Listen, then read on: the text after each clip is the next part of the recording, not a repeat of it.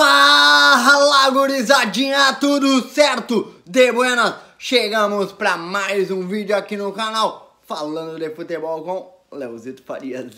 E ontem tivemos o jogo pelo Campeonato Gaúcho, onde o Tricolor recebeu na Arena do Grêmio o Aimoré, onde teve a sua vitória de 2-0, um jogo bastante interessante em questão de uma atuação, chamado Breno.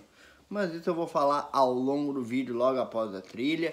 Antes eu vou estar pedindo pra ti já deixar o teu like, comenta, compartilha. Cara, a questão do like é muito importante, porque quanto mais tu deixar like, mais o vídeo vai subir lá pra cima, certinho? Então eu conto demais com vocês, com like, curtidas, compartilha, comenta, te inscreve, ativa o sininho, certinho? Vamos que vamos, é os guri e vem com a nossa trilha. Vamos que vamos!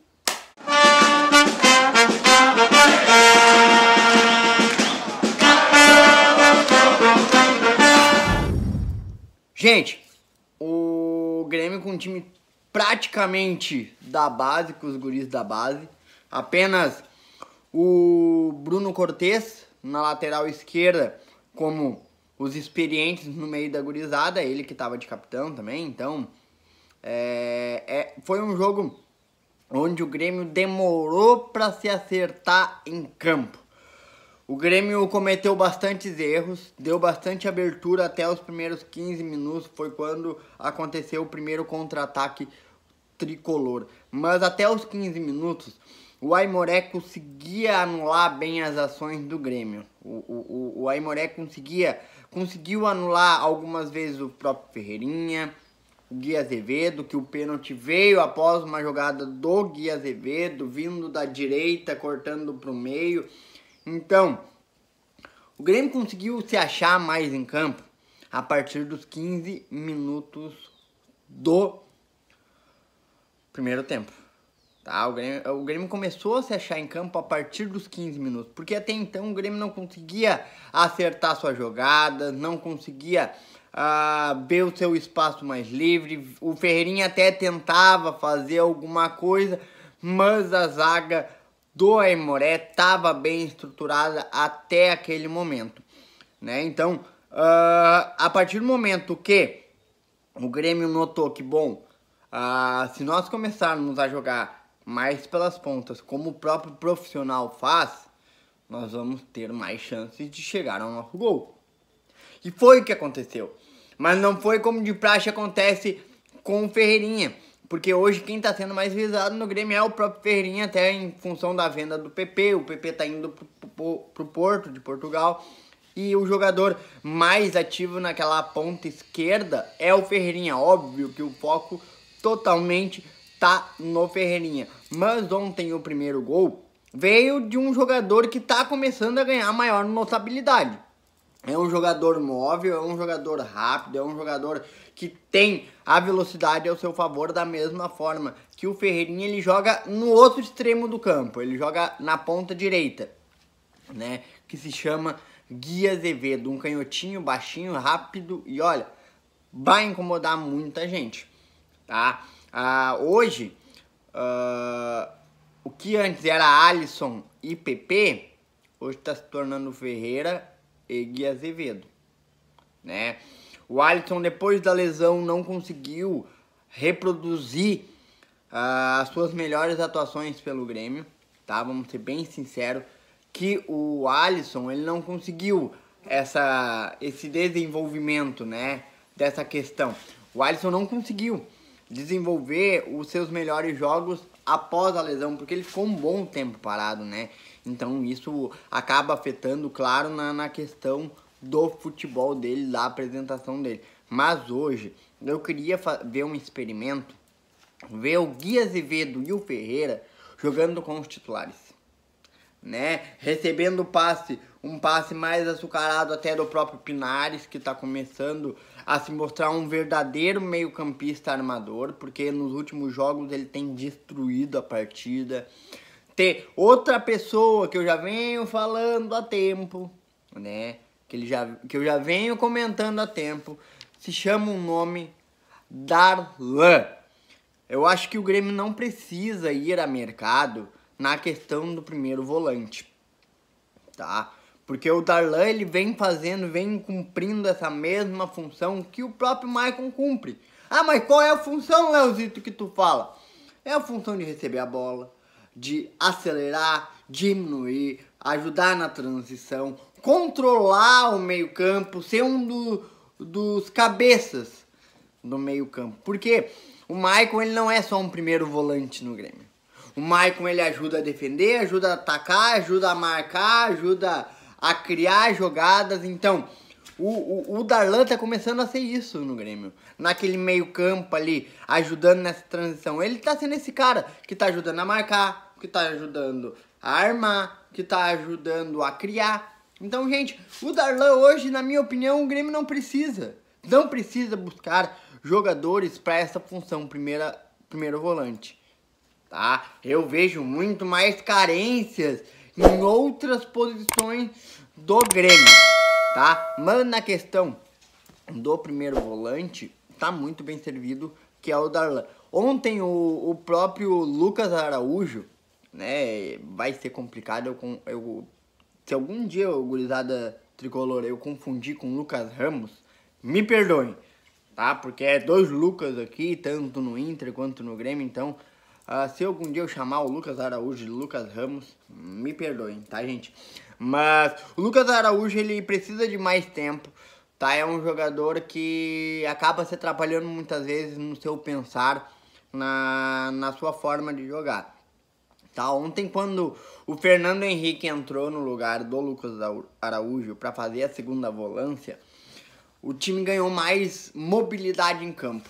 O que o time não teve tanto no primeiro, acabou tendo no segundo com a entrada do Fernando Henrique, deixando, como acontece no profissional, né? Deixando muitas vezes o próprio Darlan mais fixo e a subida do Fernando Henrique. Quem é que faz isso no profissional? Tu fixa o Maicon e sobe com o Matheus Henrique, ou tu inverte, tu fixa o Matheus Henrique e sobe o Maicon.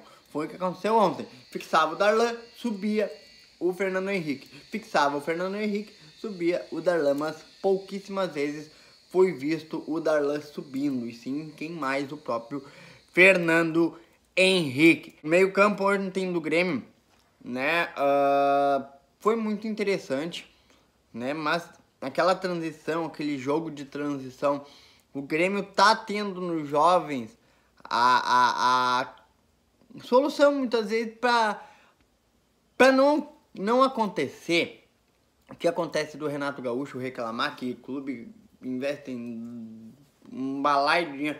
Renato, olha pra base, que tá surgindo agora. Dá mais oportunidade pro Darlan, manda o Tassiano embora.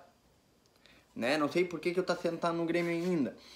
Dá mais oportunidade pro Fernando Henrique. Né?